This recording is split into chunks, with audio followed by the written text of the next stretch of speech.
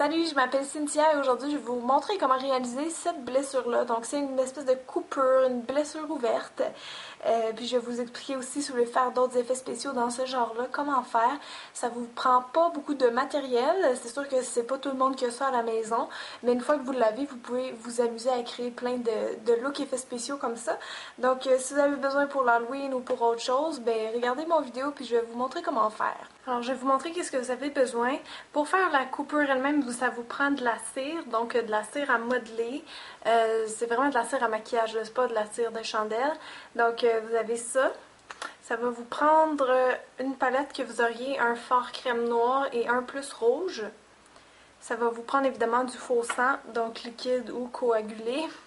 Et finalement de la crème, n'importe quelle crème, ça peut être une crème vraiment cheap, avec une spatule.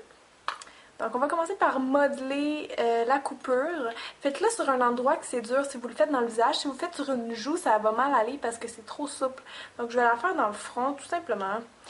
Je vais sortir un petit peu de crème sur ma main. Ça peut être de la crème pour le corps.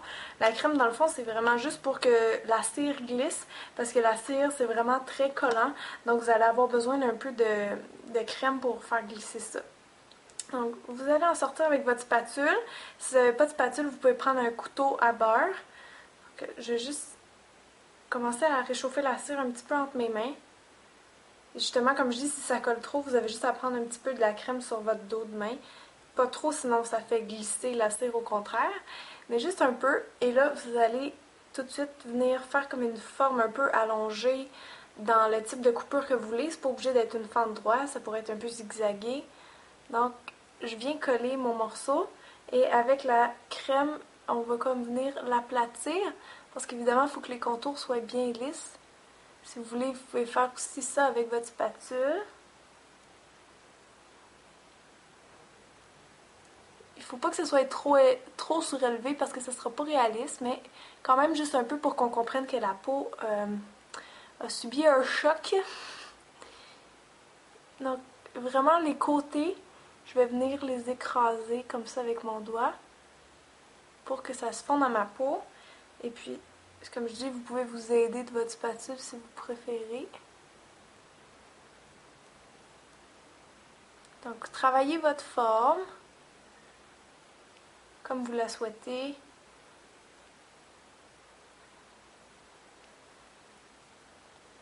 Là, je trouve que la mienne est un petit peu trop bombée, mais c'est pas grave parce que c'est pour la vidéo, vous allez mieux voir de toute façon. C'est sûr, si vous voulez faire quelque chose de très réaliste, allez-y un petit peu moins, moins bombé que ça.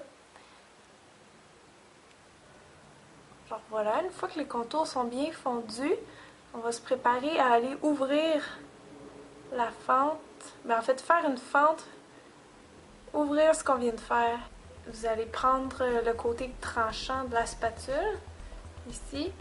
On va mettre un petit peu de crème dessus pour pas que ça colle. Et on va venir couper donc au milieu de ce qu'on vient de faire.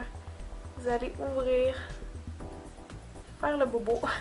Et on va essayer de tasser un petit peu la peau, retasser la cire, vraiment faire une grande ouverture pour que ce soit plus dégueulasse. Donc, on crée la blessure, on va écraser les bouts. Donc, en repoussant la peau, ça fait toujours un effet un petit peu plus dégueulasse.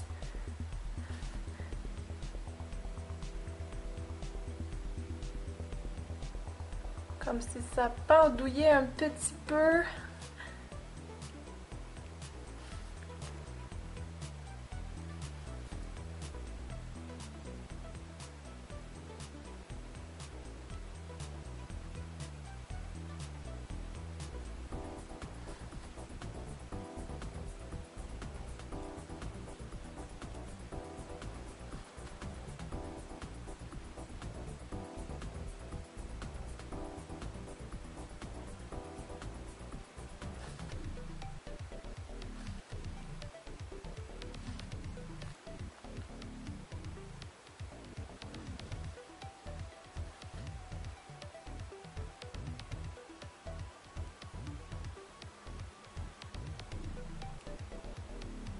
Ok, maintenant que je suis plus ou moins satisfaite de ma forme, on va aller tout de suite mettre du noir au centre pour donner vraiment une illusion de profondeur. Donc vous prenez un petit pinceau en poil synthétique et on va mettre du noir au centre. C'est important de ne pas salir le reste. Juste vraiment de venir mettre du noir ici.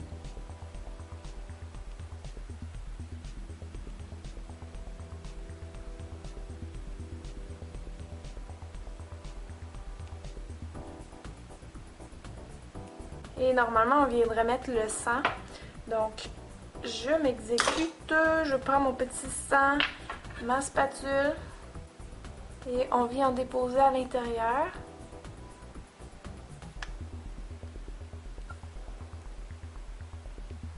Pour recouvrir le noir qui va se voir quand même à travers le sang.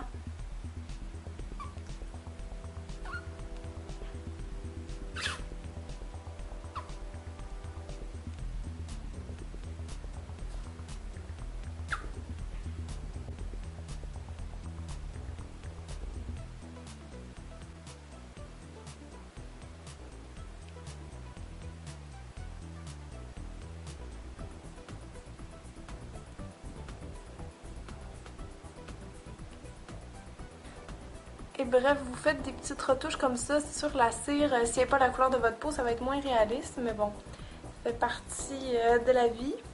Alors je vous montre. Comme je dis, vous pouvez rajouter des effets autour de ça, puis vous le travaillez jusqu'à temps qu'elle vous plaise, votre coupure profonde. Des fois, la cire a un petit peu tendance à décoller, c'est normal, il faut juste la repaiser.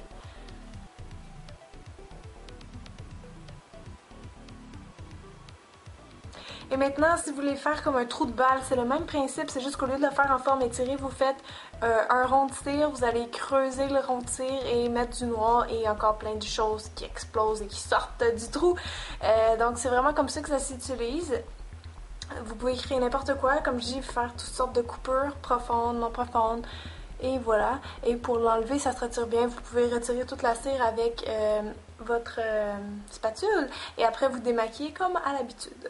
Alors j'espère que mon tutoriel vous a plu. Merci beaucoup de vous abonner à ma chaîne, c'est gratuit et ça vous permet de recevoir toutes mes vidéos quand j'en sors une nouvelle. Sur ce, je vous souhaite un très bon Halloween ou une très bonne pratique d'effets spéciaux. Merci beaucoup de m'avoir regardé. Bye tout le monde!